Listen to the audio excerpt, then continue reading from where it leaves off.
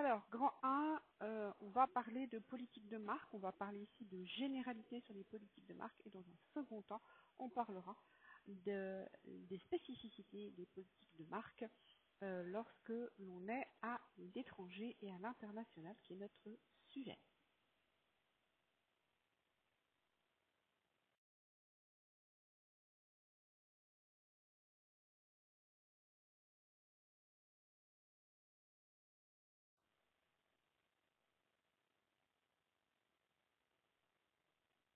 Vous avez l'habitude, on commence toujours par définir. Donc l'ensemble des signes qui constituent la marque, ça s'appelle une signalétique de marque. D'accord? Et on va voir qu'elle peut se composer d'un certain nombre d'éléments.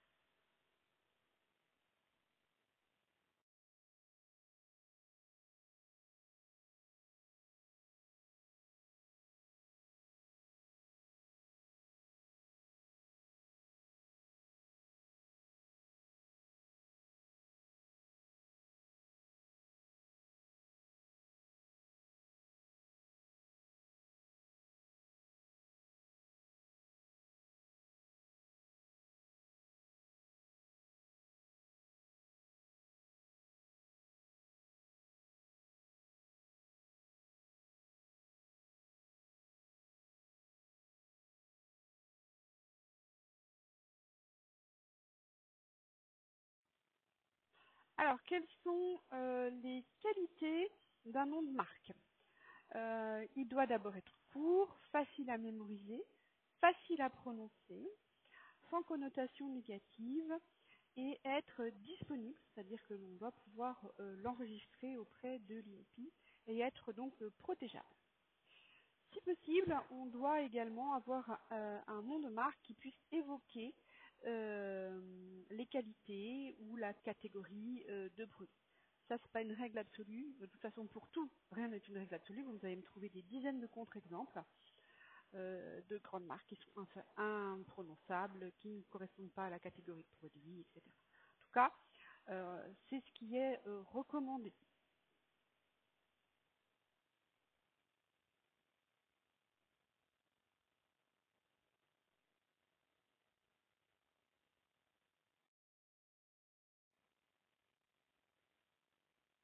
Quelles sont les fonctions d'une marque? Pourquoi est-ce que finalement les entreprises sont si friandes de marques et pourquoi est-ce que l'on a ces éléments?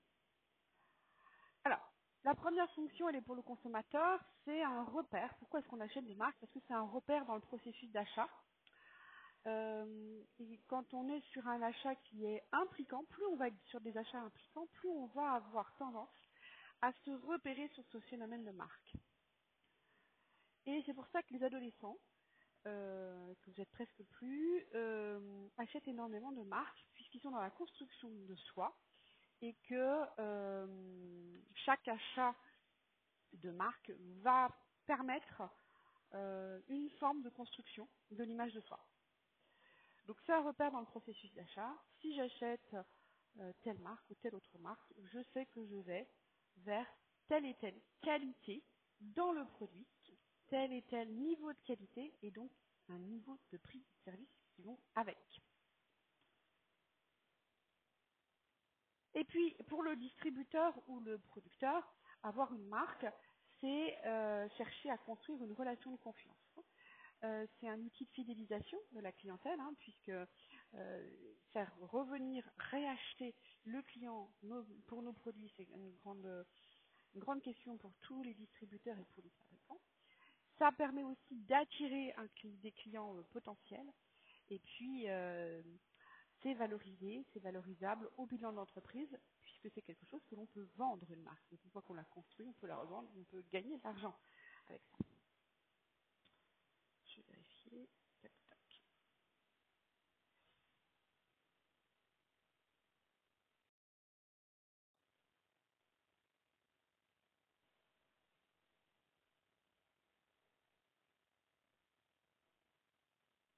Alors, on va valoriser un concept qui est celui de capital marque.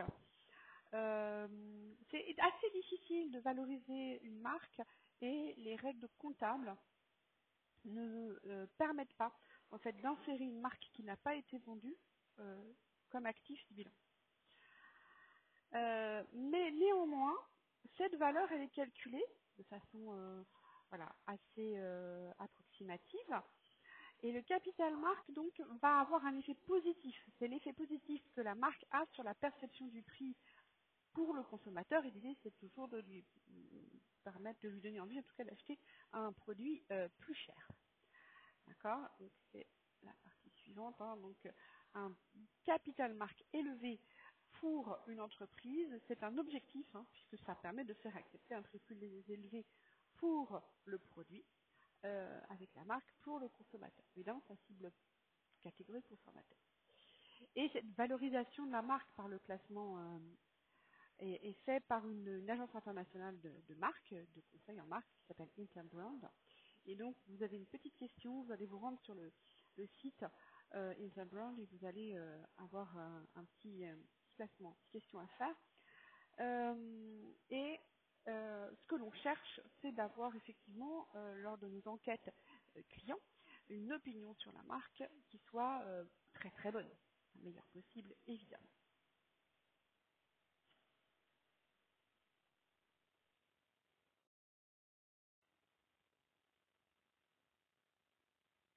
Donc, si je résume, la marque, ça donne du sens à la consommation. C'est un outil de différenciation qui permet de gagner la préférence des consommateurs et de gagner euh, la possibilité de proposer un prix supérieur aux clients. Et c'est enfin quelque chose qui va créer des liens affectifs entre l'entreprise et le client. Et là, c'est le graal ultime lorsque vous créez une marque, hein, que ce soit une marque vraiment de cœur, une marque doudou, à laquelle, pour laquelle les clients s'engagent.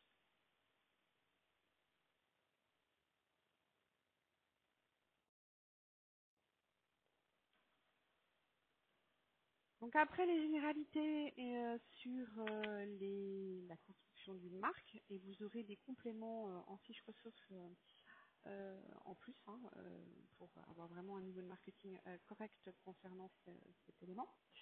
On va s'intéresser maintenant au fait de manager les marques à l'international. Et là, on va avoir un certain nombre d'exemples, croustillants ou pas. Et on va se demander comment on fait pour développer des marques à l'international. C'est notre sujet.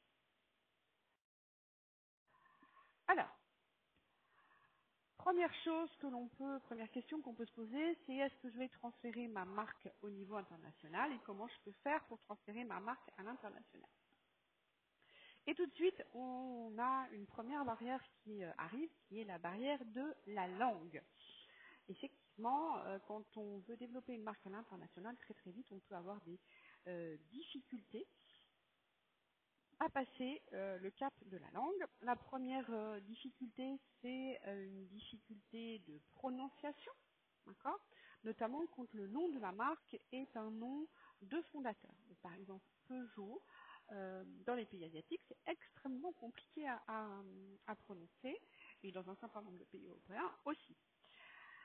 Euh, donc on va chercher à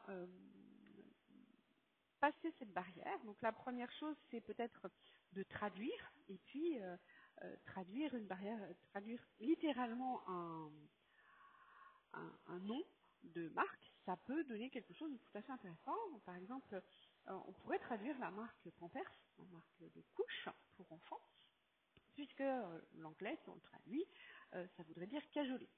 Bon, Pampers, cajoler, chouchouter. Ça pourrait très bien être le nom de la marque des couches. Je trouve que c'est peut-être un peu long.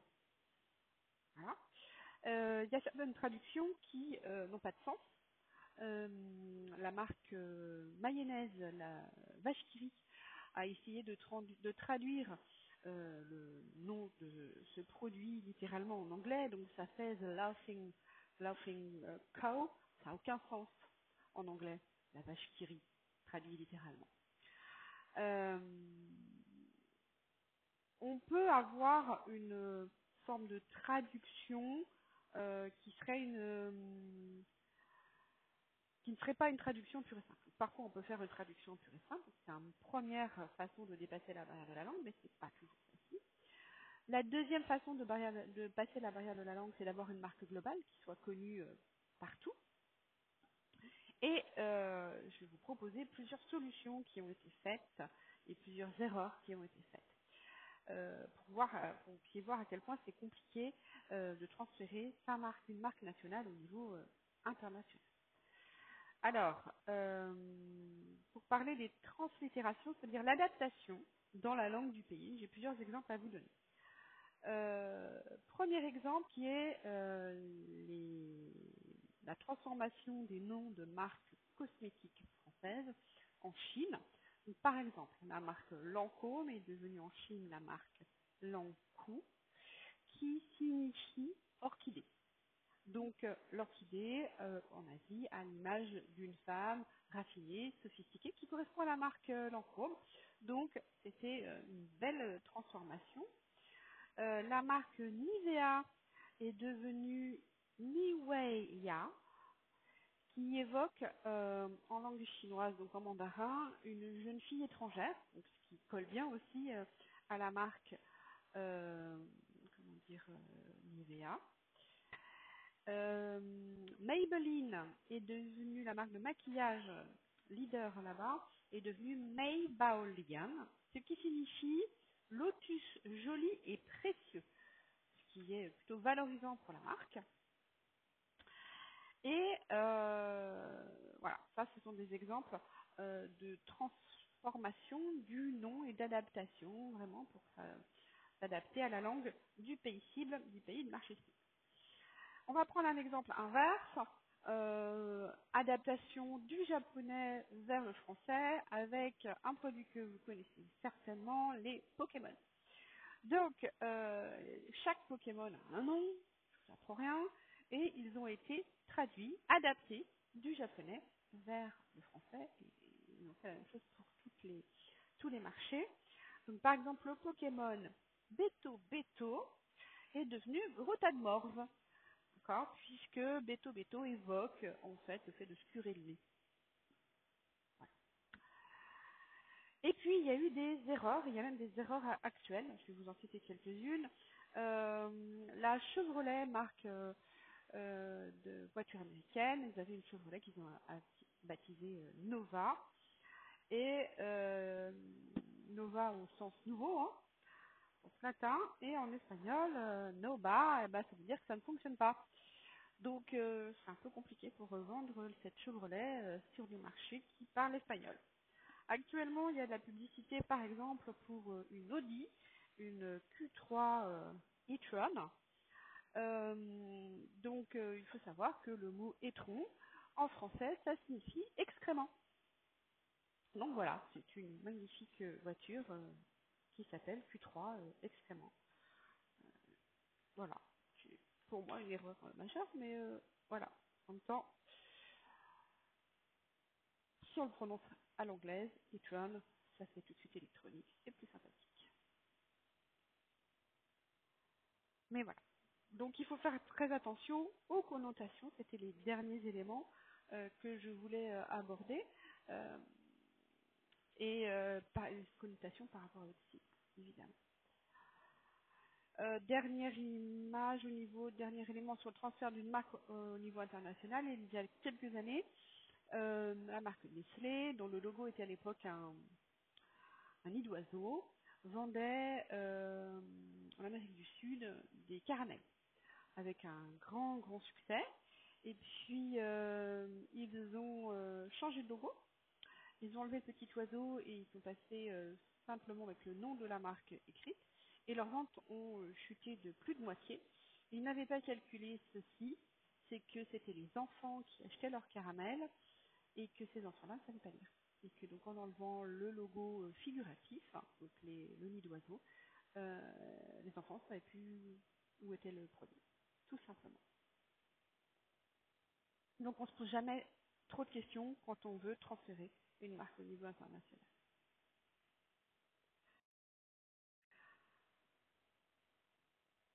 Autre élément, qu'est-ce qu'une marque internationale? Qu'est-ce qui permet de dire qu'une marque est internationale ou pas? Il y a deux critères à prendre en considération. Le premier critère, c'est le critère géographique. Une marque qui est présente sur un seul pays, c'est une marque locale. Une marque qui est présente sur une région géographique, c'est-à-dire plusieurs pays, hein, Europe, Amérique du Nord, Amérique du Sud, bref, vous connaissez les grandes régions, c'est une marque régionale. Et puis, une marque qui est présente dans tous les pays, ce sera une marque globale. Le deuxième critère qui est à prendre en considération, c'est la standardisation du produit. Est-ce que c'est exactement le même? Qu'est-ce qu'on change dans ce produit? Vous vous rappelez, on a parlé de cette question de standardiser, jusqu'où standardiser, global, local, glocal. Voilà. Et donc, plus le produit va être standardisé, plus on va parler de marque internationale. Vous avez une petite question ici et un exemple avec une grande entreprise qui s'appelle Unilever. Vous allez aller regarder un petit peu ce qui se passe. Je vous laisse aller regarder.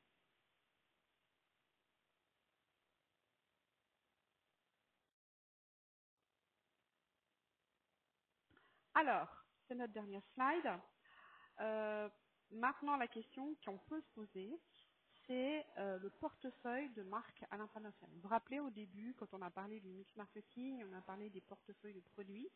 On a également parlé de la matrice du BCG, vous vous rappelez, avec les produits stars, les produits Bachelet, etc. Eh bien, on peut gérer son portefeuille de marques de la même manière, c'est-à-dire avoir un recul et voir quelles sont les marques que l'on a et se poser la question parce que développer les marques à l'international, c'est des coûts élevés, notamment des coûts de communication, des coûts d'adaptation, on en a parlé, hein, standardisation ou adaptation du produit. Donc ça appelle des réflexions, vraiment un travail en profondeur d'analyse sur un certain nombre de sujets. Je vous en ai sélectionné 4, évidemment, on peut en mettre d'autres, mais ces 4-là sont reconnus par les professionnels comme étant quand même des éléments importants. Premier axe de réflexion, est-ce que je garde mes marques propres? Est-ce que je développe des marques propres, les miennes?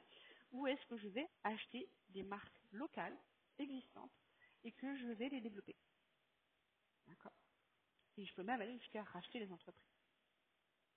Ça, c'est la première question à se poser.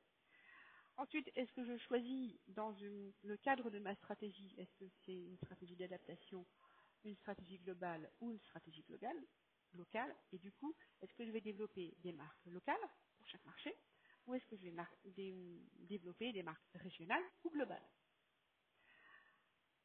Troisième axe, eh bien, il faut prendre en considération le cycle de vie du produit. Vous vous rappelez, on a vu le cycle de vie du produit. Vous pouvez aller retourner voir les diapos précédentes et vos notes précédentes. Hein. On a une phase où on a beaucoup d'investissement, une phase de croissance, un petit plateau en mode maturité du produit, une phase de déclin. Et donc, en fonction du marché et du cycle de vie du produit, comment il se situe, est-ce que ça vaut le coup d'investir maintenant ou est-ce qu'il faut attendre d'être dans la bonne phase? Et puis, comment est-ce qu'on positionne notre marque sur le marché cible? Comment est-ce qu'on veut se différencier de notre marché cible, sur notre marché cible? Où sont les concurrents? Comment on se positionne et comment on va positionner notre marque pour pouvoir avoir suffisamment de clientèle? Voilà, c'était le petit cours sur les marques et j'espère que je n'ai pas été trop vite. De toute façon, vous pouvez reprendre et faire pause autant de fois que nécessaire.